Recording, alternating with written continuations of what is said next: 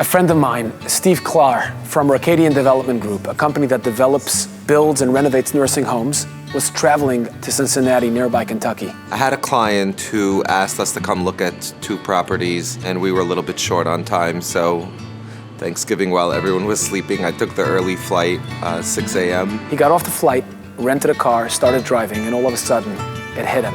He felt this wave of exhaustion come over him.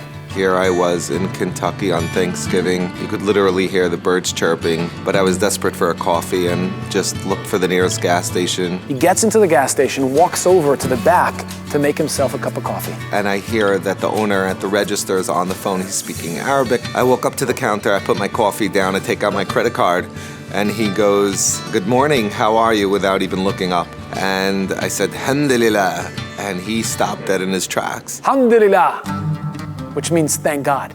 Now the guy is intrigued. How does this Jew know Arabic? So he turns to the guy on the phone, he says, "I gotta hang up." He hangs up, and he turns to Steve and he says, "Where are you from? How do you know my language? How do you know Arabic?" I said, "I went to school in Israel, I have children in Israel." I picked it up along the way, and he starts telling me how he loves us. And I said, you love us? What do you mean you love us? And he says, "I love you guys." I said, "What guys?" He says, "The Jewish people." I said, "What do you love about Jewish people?" He says, "Well, it's because of what happened over 50 years ago when I lived in Ramallah in Israel." We are 10 brothers and sisters. We stay in one room. We were poor in the camp. We are the poor family in the camp. You know what's mean so poor? When you have no bread or oil or nothing in home. In order to help support my family, I had to travel across the lines into Jerusalem. In Jerusalem, there is a corner.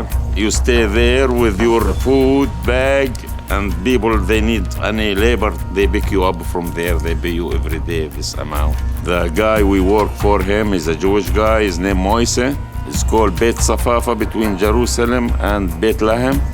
We were bent houses. We was doing good. We work and make income good, and he's happy about us. We were good workers. And then the Yom Kippur War broke out in 1973. The Arabs launched a surprise attack to regain some of the territories in Israel that they lost in the Six-Day War in 1967. And they closed immediately all the lines, all the borders, and we couldn't travel to Jerusalem to find work like we used to.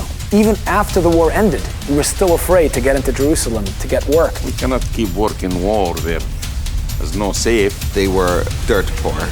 Not what you and I imagined, but absolutely, literally nothing. Not a chair to sit on. You have no food in home, easy. You have no bread. There is no welfare, looks like USA, to help you with food stamps or somebody.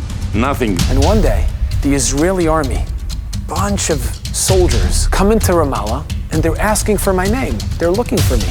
Everybody's scared. Everybody thinks to arrest me, the army, that time. Of course, he was terrified, but they found him, and they knocked on his door. And out of the Jeep comes this contractor, Moshe, his name was, who also was a reserve general in the Israeli army during the war. So he was able to get these soldiers to join him in Ramallah. He stuck his hand into his bulletproof vest and took out an envelope and handed it to him and said, "Here's your paycheck. I'm sorry, I wasn't able to pay you before the war broke out."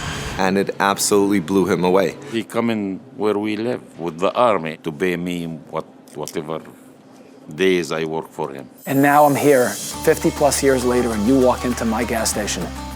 I cannot tell you how much I love Jews. He's based here in Kentucky, but he owns more than 24 gas stations. He builds parking lots and truck stops. He's a big tycoon. You know, whatever he paid me, $60, $70, $100, that my all labor.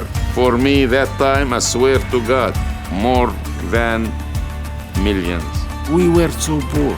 I swear, if I know the full name, I'm going looking for him. I give him a hug and kiss him, and I tell him, "You teach me big lesson in my life." And then he said, shortly after the Yom Kippur War, my family moved to Kuwait, and we built a company, a construction company. For the next 15 years, we grew the company, we were very successful, and then in 1990, Saddam Hussein attacked and tried to invade Kuwait. His army came in, overtook, destroyed, confiscated, stole everything we owned. They took everything, even my car.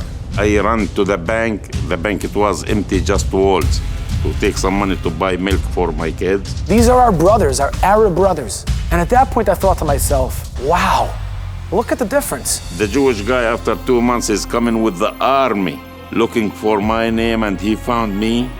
He didn't know where I lived. He came with the army, and he found me, and he paid me my work money. In Kuwait, they took everything.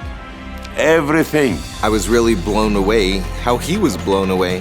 That here we are almost 50 years later, and he sees someone walking into the gas station early in the morning on a Thanksgiving with a yarmulke, and he remembers something kind that was done to him so many years before. Even as I went to Kentucky to interview Akram, I can feel the warm feelings that he had towards me and the crew, his willingness, his desire to spread that message, all because Moshe, this general, acted in an honorable and honest way.